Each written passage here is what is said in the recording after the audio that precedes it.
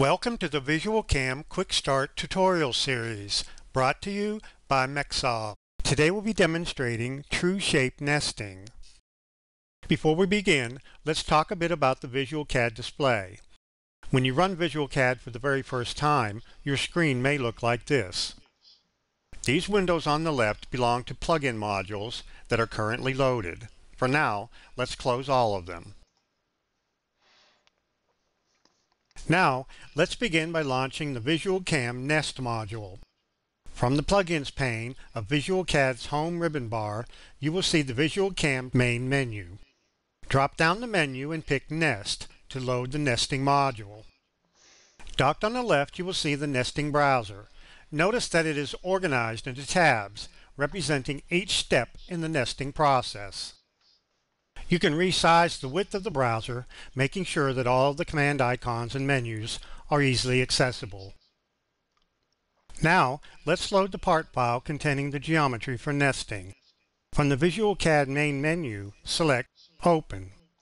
Locate the VisualCAD Quick Start folder shown here. Then, select the VisualCAD part file named True Shape Nest Quick Start Tutorial, and then pick Open. The following basic steps are included in the nesting process. First, we load the VisualCAD Nest module and define the nesting type to be performed.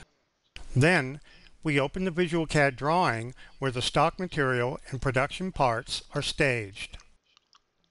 Then, we select the sheets to nest our parts in, and then select the parts to nest. We choose our desired nesting parameters. Then, we preview the nest, making any final adjustments. Finally, we commit the nest, creating the actual nested sheet geometry. Let's take a look at what we've done in VisualCAD to prepare for nesting. You can refer to this as the staging process. We have brought together and located on the screen the geometry that we want in the nesting process.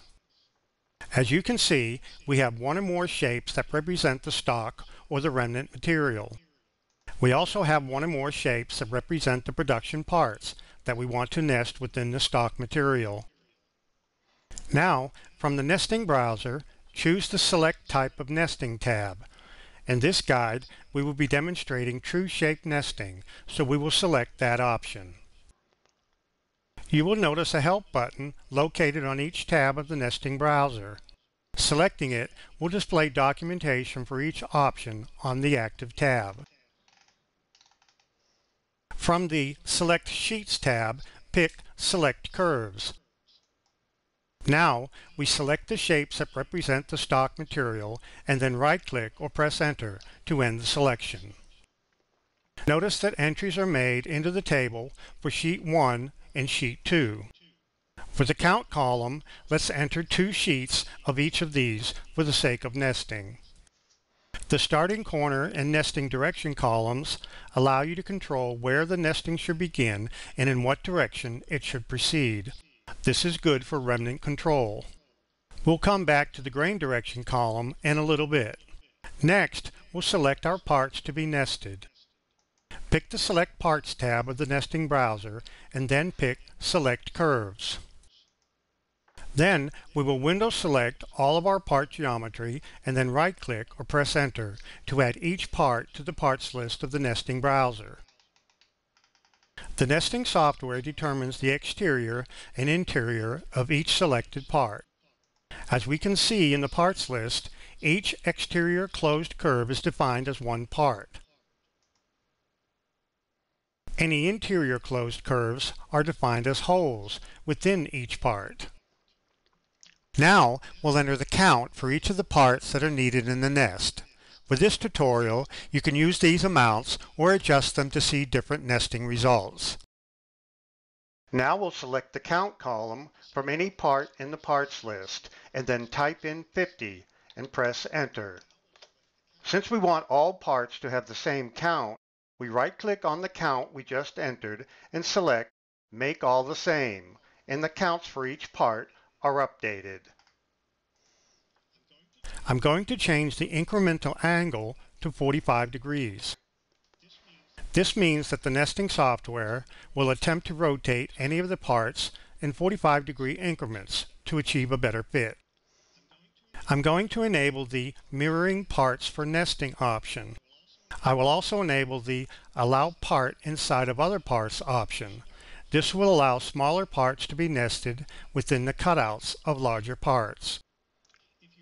If you have a part that you do not want rotated or mirrored, you can check the box next to Fixed in the Orientation column of the parts list. The orientation of this part will be maintained in the exact orientation that it is staged throughout the nesting process. Now we'll select the Choose Nesting Parameters tab of the nesting browser to set two additional parameters. The first one sets the distance between adjacent parts. We'll enter 0.15 here. The second is the distance between the outermost parts and the outer edge of the stock material. We'll set this to 0.25. There are also options to automatically tag each nested part and layout options for arranging your nested sheets. Now we'll select the Estimate Number of Sheets button. We see that the number of sheets required is greater than the number of sheets we entered on the Select Sheets tab, so we select the Update Sheet Count button.